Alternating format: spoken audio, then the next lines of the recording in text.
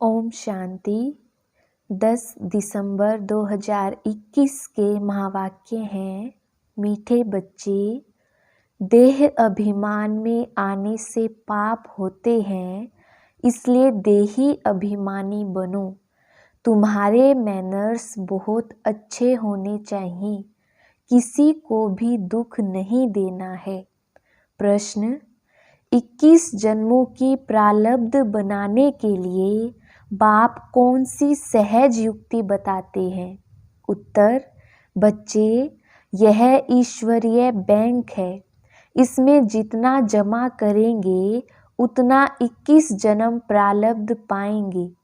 ईश्वरीय स्थापना के कार्य में सफल करने से ही जमा होगा, बाकी तो सबका देवाला निकलना ही है। यह है ही दुख धाम।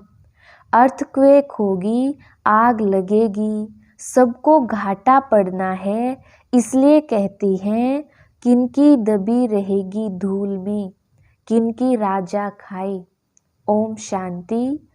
बच्चों को अभी रचता और रचना के आदि मध्य अंत का नॉलेज तो बुद्धि में है। यह भी समझते हैं कि हम भारतवासी पहले पहले सतयुग में सतो प्रधान थे। यह याद बच्चों के लिए बहुत जरूरी है। हरदम याद की यात्रा में रहना, इसमें तो बड़ी मेहनत चाहिए, परंतु रचता और रचना का ज्ञान तो बुद्धि में होना चाहिए ना। हम सतयुग में देवी देवता थे, उसको स्वर्ग कहा जाता है। देवी देवताएं विश्व के मालिक थे, एक ही धर्म था। अक्षरों को भी पूरा समझना चाहिए। तुम बच्चे जानते हो, सतयुग आदि में ही हम सूर्यवंशी घराने में थे। रचता बाबा ने जो आदि मध्य अंत का ज्ञान सुनाया है, वह तो हरेक की बुद्धि में रहना चाहिए। यह कभी भूलना नहीं चाहिए। यह भी तुम जानते हो। हम पुनर्जन्म लेते लेते फिर त्रेता में आए हैं, तो 2 कला कम हो गई। सृष्टि भी पुरानी होती जाती है। यह अच्छी रीति बुद्धि में रखना है। जितना तुम याद करते रहेंगे, उतना खुशी का पारा चढ़ा रहेगा। फिर त्रेता के अंत बाद आता है द्वापर। द्वापर शुरू होने से दूसरे धर्म स्थापन होते हैं और हम उतरते उतरते भक्ति मार्ग में आते हैं। ऐसे नहीं कहेंगे कि उस समय और धर्म भी भक्ति मार्ग में हैं। नहीं, यह कहानी सारी तुम भारतवासियों के लिए है। भल रावण राज्य है, परंतु उन्हों के लिए रावण राज्य नहीं कहेंगे। वह अपने समय पर सतो प्रधान, सतो रजो तमो में आते हैं। धर्मों की स्थापना होनी है, फिर वृद्धि को पाते जाते हैं, फिर गिरते भी रहते हैं। चक्र तो फिरना ही है। इस समय तुम जानते हो, द्वापर के बाद भक्ति मार्ग शुरू हुआ है और भी धर्म स्थापन हुए हैं। अभी तो है कलयुग तमो प्रधान दुनिया। सृष्टि पुरानी होने के कारण सब तमो प्रधान हो गए हैं। अब यह ज्ञान तुम बच्चे ही जानते हो।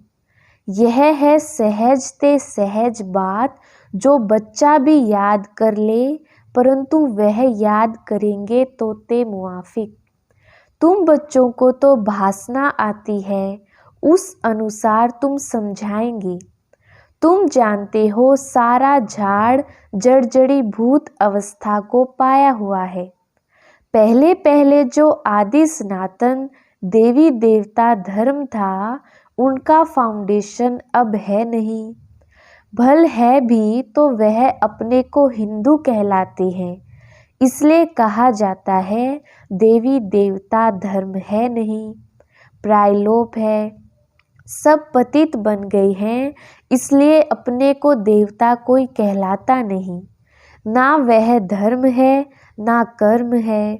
सब पतित बन गए हैं, इसलिए अपने को देवता कहला नहीं सकते।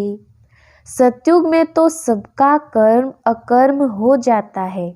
यहाँ मनुष्य जो कर्म करते हैं वह विकर्म बन जाता है। तमो प्रधान होने के कारण अपने को देवता कोई कहला नहीं सकते हैं। ड्रामा प्लान अनुसार यह भी नूंद है, जब धर्म प्राय लोप हो तब तो बाबा आकर सत धर्म की स्थापना करे और अनेक धर्मों का विनाश कराए। नई दुनिया में एक ही आदि सनातन देवी देवता धर्म था। अब शिव बाबा आकर फिर से ब्रह्मा द्वारा देवी देवता धर्म की स्थापना करते हैं। तुम हो मुख वंशावली ब्राह्मण। क्राइस्ट द्वारा जो क्रिश्चियन बने उन्हें भी मुख वंशावली कहेंगे। बच्चे तो नहीं थे ना। वैसे तुम भी ब्रह्मा द्वारा ब्राह्मण बने हो। असूल में तुम हो शिव बाबा के बच्चे। इस समय तुम ब्रह्मा द्वारा ब्राह्मण बने हो। शिव बाबा खुद इन द्वारा देवी देवता धर्म की स्थापना करते हैं, क्योंकि उनको ही सारी पुरानी दुनिया का विनाश भी कराना है। वह विनाश का कार्य और कोई करते नहीं। वह तो आकर अपना अपना धर्म स्थापन करते हैं, फिर वह धर्म वृद्धि को पाता है। अभी है ही तमो प्रधान दुनिया, कलयुग का अंत। शास्त्रों में तो कल्प की आयु लाखों वर्ष लिख दी है। तुम जानते हो यह शास्त्र आदि सब भक्ति मार्ग की सामग्री है, जो वहाँ सतयुग में नहीं होगी। वहाँ यह अनेक धर्म नहीं होंगे। यह इस्लामी क्रिश्चियन आदि सब धर्म द्वापर में स्थापन होते हैं। फिर हरेक ने अपना अपना शास्त्र बैठ बनाया है। अभी सारी सृष्टि है पतित, इसलिए पतित पावन बाप को सब बुलाते हैं कि आकर हमारा दुख हरो और सुख दो। वह भी कहते हैं हमारा गाइड बन हमको घर ले चलो। गाइड तो सबका होता है ना। तुम अभी कंट्रास्ट को समझ गए हो। वह पंडित तीर्थ यात्रा पर धक्के खिलाते हैं। तुम हो रूहानी पंडित। पांडव संप्रदाय शिव बाबा के बच्चे भी पंडित। बाप रूहानी यात्रा सिखलाते हैं। हे आत्मा, तुम अपने बाप को याद करो और घर को याद करो। बाबा को याद करने से घर पहुंच जाएंगे। याद नहीं करेंगे तो पाप कटेंगे नहीं। भल ले तो सबको जाएंगे, परंतु सजा खाकर हिसाब किताब चुकतू करेंगे, अथवा योग बल से चुकतू तो जरूर करना है। तुम जानते हो अभी हम जमा कर रहे हैं। जितना पवित्र बन जास्ती कमाई करेंगे उतना जमा होता है। पुरुषार्थ नहीं करेंगे तो कुछ भी जमा नहीं होगा, घाटा पड़ जाएगा। तुम जानते हो आधा कल्प हम घाटा पाते ही आए हैं। अभी बिल्कुल देवाला हो गया है, हर बात में देवाला। अभी बच्चों को 21 जन्मों के लिए जमा करना है, उसके लिए मुख्य है याद की यात्रा। यह तो सदैव स्मृति में रखो। जब भी फुर्सत मिले तो इस स्मृति में रहो। बाबा ज्ञान का सागर है, तो तुमको भी रचना के आदि मध्य अंत का नॉलेज है। आप समान बनाते हैं। जैसे बैरिस्टर इंजीनियर आदि पढ़ाकर आप समान बनाते हैं ना, ऐसे बाप भी बच्चों को आप समान देही अभिमानी बनाते हैं। बाप देह अभिमान नहीं रखते, यह तो पढ़ाई है ना। जो ज्ञान बाप में है वह तुमको देते हैं। बाप पवित्रता का सागर है, तो तुमको भी आप समान पवित्र बनाते हैं। जो नहीं बनेंगे वह सजाए खाएंगे, फिर पद भी कम हो जाएगा। इस समय ऐसे नहीं कि धन से तुमको साहूकार बनना है, नहीं। बाबा ने समझाया है, गरीब की एक पाई साहूकार का 1 रुपया समान, दोनों को वर्षा इतना ही मिलता है। बाप है ही गरीब निवाज, इसलिए गायन भी है, अजामिल जैसे पापी अहिल्या, साहूकार का नाम नहीं गाया जाता है। यह भी समझने की बात है। तुम कहेंगे हम पहले पहले सबसे साहूकार थे, फिर यहाँ ज्ञान भी नंबरवार उठाएंगे तो वहाँ पद भी नंबरवार पाएंगे। माँ बाप को पूरा फॉलो करना है। जैसे बाबा पुरुषार्थ कर ऊंच पद पाते हैं, मम्मा बाबा भी सर्विस करते हैं ना। तुम्हारी यह है रूहानी सेवा, घर घर में संदेश पहुंचाना है।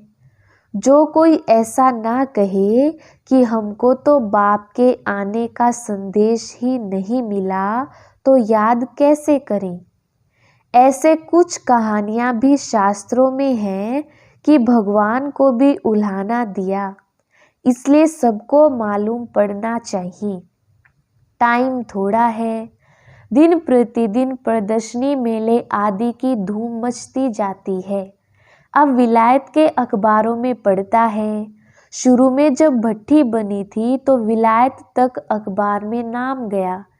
अब फिर यह भी पड़ेगा कि खुद गॉड फादर आकर सबको लिबरेट कर रहे हैं। कहते हैं और सब तरफ से बुद्धि योग तोड़ो, मुझ एक बाप को याद करो तो तुम पावन बन मुक्ति धाम में चले जाएंगे। कोई तो अच्छी रीति समझकर याद करने लग पड़ेंगे। धर्म के बड़े जो होंगे वह फिर नंबरवार आते हैं। सभी धर्मों का झाड़ निराकारी दुनिया से यहाँ आकर वृद्धि को पाता है, फिर पतित दुनिया से चले जाएंगे निराकारी पावन दुनिया में। फिर हरेक अपने अपने समय पर धर्म स्थापन करने आएंगे। यह बुद्धि में रहना चाहिए। सतयुग में एक ही धर्म था, फिर वृद्धि होते होते अनेक धर्म अनेक मत हो जाती है। तुम जानते हो यह भारत अविनाशी खंड है, इसमें प्रलय कब होगा नहीं। इन बातों को सिमरन करते रहो। यह तुम्हारी ईश्वरीय मिशन है। सेंटर्स खुलते जाते हैं। अब विनाश भी सामने खड़ा है। इन आँखों से जो कुछ देखते हो वह सतयुग में कुछ भी नहीं रहेगा, जंगल हो जाएगा। आबू थोड़े ही सतयुग में होगा, दरकार ही नहीं। यह मंदिर आदि सब बाद में भक्ति मार्ग में बनेंगे। कितनी ऊंची पहाड़ी पर मंदिर बनाते हैं, फिर ठंडी में बंद कर नीचे उतर आते हैं। तुम तो पहाड़ी पर बैठे हो, अंत में सब पहाड़ी पर ही साक्षात्कार होंगे। बाबा बतलाते हैं, मुझे भी जब साक्षात्कार हुआ था तो मैं पहाड़ी पर था, अब भी पहाड़ी पर आकर अनायास ही बैठे हैं। यहाँ बैठे बैठे तुम सब कुछ सुनेंगे और देखेंगे। यहाँ बैठे साक्षात्कार हो सकता है कि कैसे आग लगती है, क्या क्या होता है। रेडियो से अखबारों से सब कुछ तुम सुनेंगे, टीवी में भी देख सकते हो। आगे चलकर ऐसी ऐसी चीज़ें निकलेंगी जो घर बैठे सब दिखाई पड़ेगा। रेडियो में कहाँ कहाँ का आवाज़ सुनाई पड़ता है। यह सब है माया का पोंप। तब मनुष्य समझते हैं यह तो स्वर्ग है। स्वर्ग तो तब हो सकता है जब विनाश हो। वहाँ मीठे पानी पर महल होंगे, कहाँ पहाड़ियों पर जाने की दरकार नहीं। वहाँ सदैव बहारी मौसम रहती है। आज गर्मी है, ठंडी है, सब में दुख है। स्वर्ग में दुख का नाम नहीं होगा। तुम ऐसी जगह चलते हो। यह बुद्धि में है कि हमको यह शरीर छोड़ जाना है बाबा के पास। अब हम बाबा द्वारा राजयोग सीख रहे हैं। 5000 वर्ष पहले भी सीखा था। कहते हैं बाबा आप तो वही हो। बाबा जानते हैं जिन्होंने कल्प पहले राज्य भाग्य पाया होगा वह अब भी लेंगे। यह चक्र बुद्धि में होना चाहिए। बरोबर 5000 वर्ष पहले भारत में देवी देवताओं का राज्य था। फिर आधा समय के बाद माया की प्रवेशता हुई, फिर और धर्म आए, फिर भक्ति मार्ग शुरू हुआ, अर्थात रावण राज्य शुरू हुआ। यह चित्रों पर साफ समझा सकते हो। यह भारत की ही कहानी है कि सतो प्रधान से तमो प्रधान कैसे बनते हैं। फिर जब विनाश का समय होता है तो सब विनाश काले विपरीत बुद्धि हो जाती है। मेले प्रदर्शनी में बड़ी युक्ति से चित्र रखने चाहिए। तुम्हारा यह ज्ञान है गुप्त। यहाँ हथियार आदि की कोई बात नहीं। तुम बहुत साधारण हो। तुम चलते फिरते घूमते बाप की याद में रहते हो। कोई तुम्हारे से पूछे तुम वेदों शास्त्रों को मानते हो? बोलो हाँ जी। हम उन्हों को अच्छी रीति जानते हैं कि इनसे भगवान की प्राप्ति नहीं हो सकती है। यह सब भक्ति मार्ग की सामग्री है। सतयुग में सब पावन आत्माएं थी। गीत भी है ना, जाग सजनिया जाग। नई दुनिया में सब कुछ नया होगा। बाबा आकर नई दुनिया के लिए नई कहानियां सुनाते हैं। सीन सीनरियां सब नई होंगी। प्रदर्शनी में आते बहुत हैं, ओपिनियन भी लिखते हैं। बहुत अच्छा है, यह सबको समझाना चाहिए, परंतु खुद कुछ भी समझते नहीं हैं। कोटों में कोई मुश्किल ही निकलते हैं, परंतु सर्विस तो होनी है, ढेर प्रजा बनेगी। तुम बच्चे इस ज्ञान का सिमरन करते रहो तो बहुत खुशी रहेगी। यह दुनिया में ही दुख की है। घाटा पड़ा, देवाला निकला, अर्थक्वेक हुई, सबके पैसे खत्म हो जाएंगे। तब कहते हैं किनकी दबी रही धूल में, सफल किसकी होगी? जो ईश्वरीय स्थापना के कार्य में लगा रहे हैं। यह है ईश्वरीय बैंक। जो इसमें जितना डाले उतना जमा होता है। जितना जिसने कल्प पहले डाला होगा वह इतना ही शिव बाबा की गोलक में डालेंगे। इसका रिटर्न फिर नई दुनिया में 21 जन्मों के लिए मिलेगा। भक्ति मार्ग में शिव बाबा की गोलक में डालते हैं तो अल्पकाल क्षण भंगुर सुख मिलता है। यहाँ तो डायरेक्ट शिव बाबा स्वर्ग की स्थापना कर रहे हैं तो 21 जन्मों के लिए मिलेगा। भक्ति मार्ग में अल्पकाल का सुख नरक में मिलता है। फिर मैनर्स भी अच्छे चाहिए। किसको भी दुख नहीं देना चाहिए, नहीं तो नाम बदनाम कर देंगे। कभी क्रोध नहीं करना चाहिए। देह अभिमान में आने से पाप तो होते हैं। बाबा के बने हो तो कहते हो बाबा यह सब कुछ आपका है। सच्ची दिल पर साहिब राजी होगा। दिल में कोई खोट नहीं होना चाहिए, नहीं तो और ही गिरते रहेंगे। तुम हो पैगंबर के बच्चे। तुम सबको पैगाम देते हो कि बाप आकर स्वर्ग की स्थापना करते हैं। उसका संदेश सबको देना है। नई दुनिया स्थापन हो रही है। उसके लिए जिनको राजयोग सीखना हो वह आकर सीखे।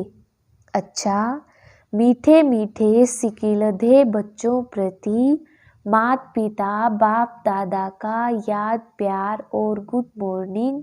रूहानी बाप की रूहानी बच्चों को नमस्ते। हम रूहानी बच्चों की रूहानी बाप दादा को याद प्यार गुड मॉर्निंग और नमस्ते जी। धारणा के लिए मुख्य सार। पहला पॉइंट है, अंदर में कोई भी खोट हो तो उसे निकाल देना है। सच्ची दिल रखनी है। देह अभिमान में आकर कभी क्रोध नहीं करना है।